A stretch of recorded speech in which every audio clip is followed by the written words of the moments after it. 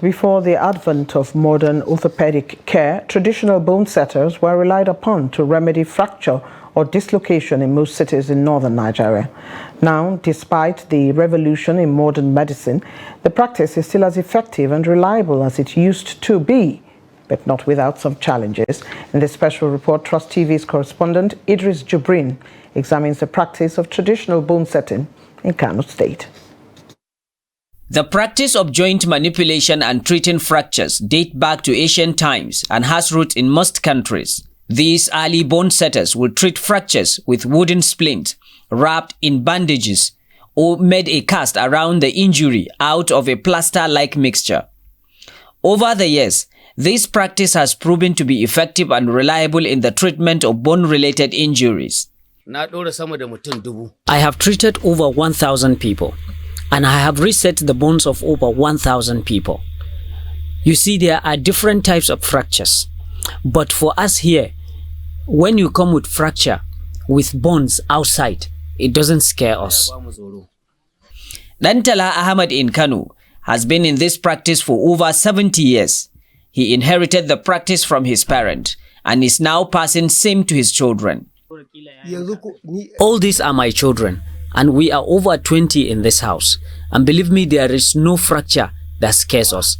Everybody in this house can reset your bone. And whenever you bring it here, we will do our best to make sure that your leg or your hand or whatever, any part of your body that got dislocation, we reset it. Traditional bone setting is a type of a folk medicine in which these practitioners are engaged in joint manipulation. Before the advent of modern medicine, these bone setters were the main providers of this type of treatment. They practice without any formal training in accepted modern medicine procedures. They also reduce joint dislocations and reset bone fractures. You see, I don't have any formal education, but there are so many hospitals in this Kano that do ask me to go to their hospital and be practicing. But I refuse. I told them my father asked me to practice at home because if I go to the hospital, somebody that's supposed to give me 5,000 naira, the hospital authorities will ask that person to pay 100,000. Since when I was a kid, if they bring somebody with dislocation or fractures, our parent will ask us to watch and see how they are doing it. And gradually, we equally learned how to do it. And today, that is our main source of income.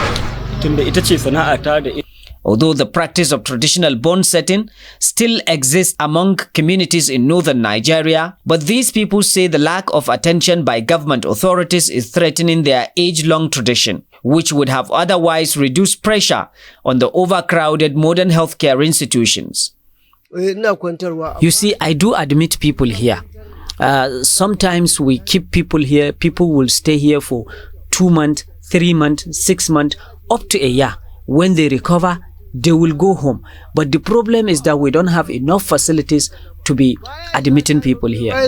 As old as this practice, to date, people still troop into traditional bone setters for treatment and often regard it as the most reliable and less cost-effective compared to the modern orthopedic care. Idris Jubrin, Trust TV News, Kano.